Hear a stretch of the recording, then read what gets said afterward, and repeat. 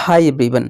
आइए आज के इस वीडियो में हम क्लास 10th के बायोलॉजी का चैप्टर हमारा पर्यावरण, इस चैप्टर से रिलेटेड इम्पोर्टेंट ऑब्जेक्टिव क्वेश्चंस आज की इस वीडियो में कवर करने वाले हैं। ओके, तो चलिए शुरू करते हैं।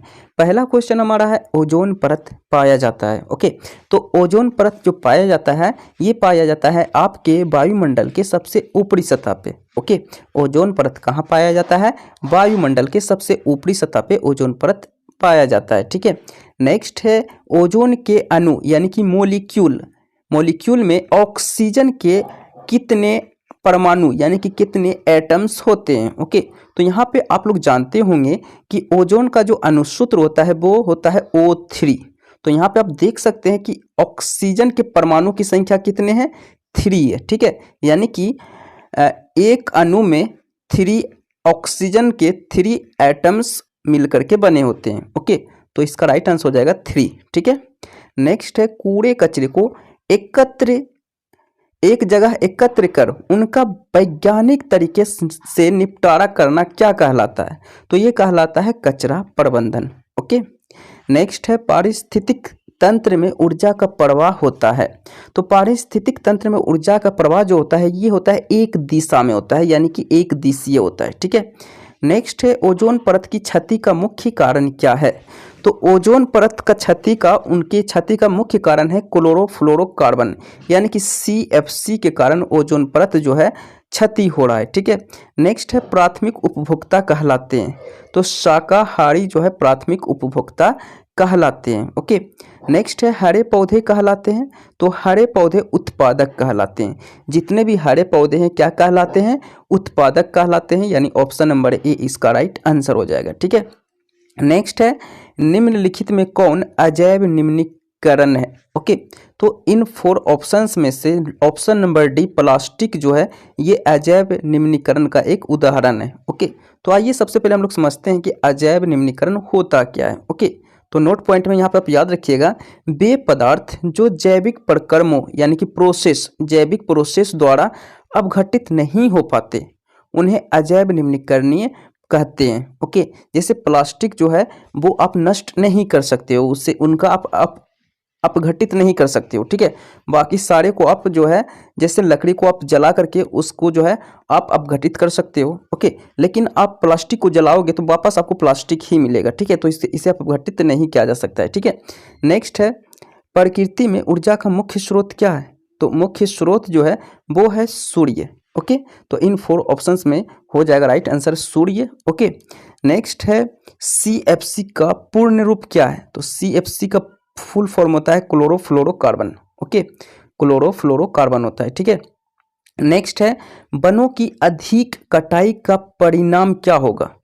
तो ज़्यादा अगर वन कटेगा, ज़्यादा जंगल कटेगा तो कम वर्षा होगी, भूस्खलन होगा, यानी कि भूमि जो है कहीं न कहीं अंदर से खोखला हो जाएगा, भूमि अपरदन तथा बाढ़ की संभावना बढ़ जाएगा, यानी उपर्युक्त सभी इसका राइट आंसर हो जाएगा। यानी कि ये सभी की सभी जो है जिम्मेदारी इन पे जो है इफेक्ट होगा, ये तीनों का तीनों इफेक्ट होगा अगर हम वनों को काटेंगे। ठीक है, ज़्यादा काटेंगे तो। ठीक है, नेक्स्ट है जीवाणु एवं कवक कहलाते हैं। तो जीवाणु एवं कवक जो है ये अपघटक कहलाते हैं। क्या कहलाते हैं?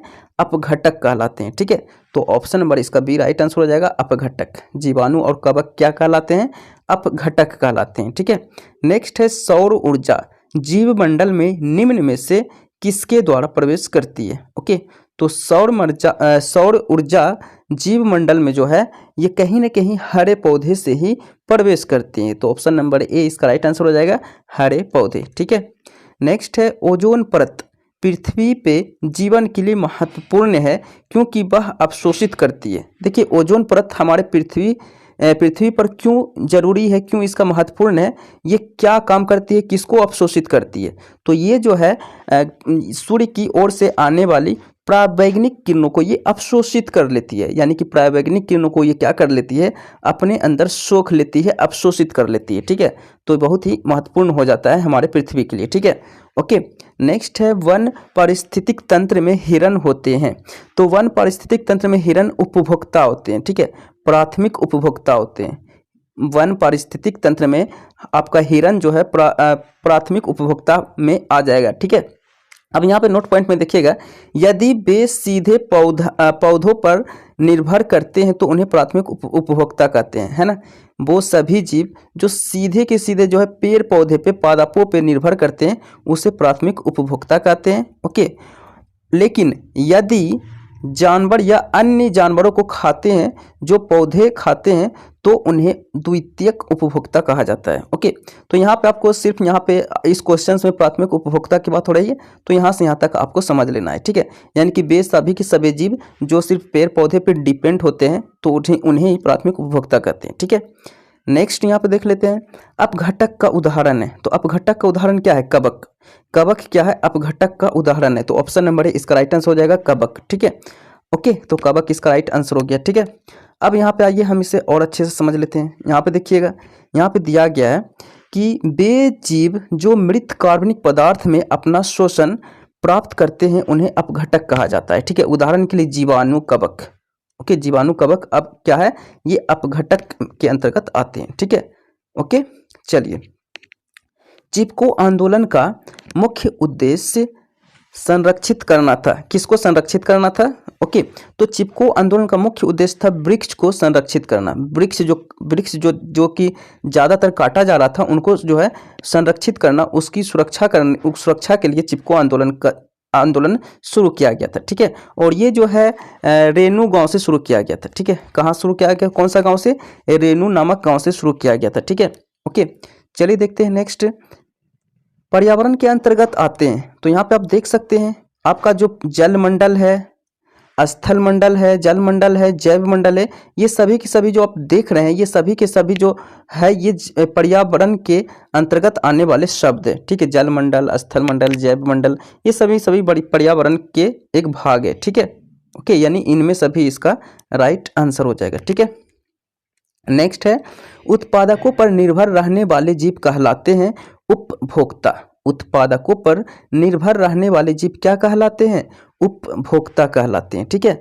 उपभोक्ताओं को कितने श्रेणियों में बांटा गया है? तो उपभोक्ताओं को 3 श्रेणियों में बांटा गया है, ठीक है। नेक्स्ट है, सूर्य के द्वारा निकला हुआ पराबैंगनी किरण कहाँ अवशोषित होती है? तो ये ओजोन परत में अवशोषित हो जाती है, ठीक है। ओजोन परत में क्या होती है? अवशोषित हो जाती है, ठीक है। ओके, इसीलिए ओजोन परत हमारे पृथ्वी के लिए बहुत ही महत्वपूर्ण हो जाता है, ठीक है। नेक्स्ट है, पराबैंगनी किरण के कारण मनुष्य में कौन सा रोग उत्पन्न होता है? ठीक है, देखिए पराबैंगनी किरण अगर हमारे पृथ्वी पे आएगी तो हमें त्वचा कैंसर हो जाएगा, ठीक है। हमें क्या हो जाएगा? त्वचा कैंसर हो जाएगा, ठीक है। इसी को बचाने के लिए जो है ओजोन परत जो है वो अवशोषित कर लेती है पराबैंगनी किरणों को, ठीक है, यानी पृथ्वी तक नहीं आने देती है। ओके, नेक्स्ट, पादप खाने वाले जीव कहलाते हैं शाकाहारी। पादप मतलब कह सकते हो आप सिर्फ पेड़ पौधा जो खाता है ना, वो क्या कहलाएगा? शाकाहारी कहलाएगा, ठीक है।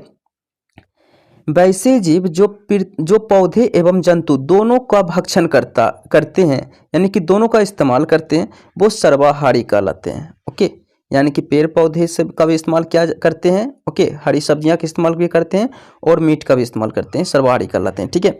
मनुष्य और तिलचट्टा निम्नलिखित में कौन से श्रेणी के जंतु है? तो आप लोग जानते होंगे कि आपका जो मनुष्य जो है, ज़्यादातर मनुष्य जो होते हैं वो सर्वाहारी होते हैं, और ये जो तिलचट्टा है ना, तिलचट्टा भी सर्वाहारी होते हैं। ओके, यानी कि तिलचट्टा आप पादप भी खा लेते हैं और मीट भी खा लेते हैं, ठीक है, यानी सर्वाहारी इसका राइट आंसर हो जाएगा, ठीक है, याद रखिएगा।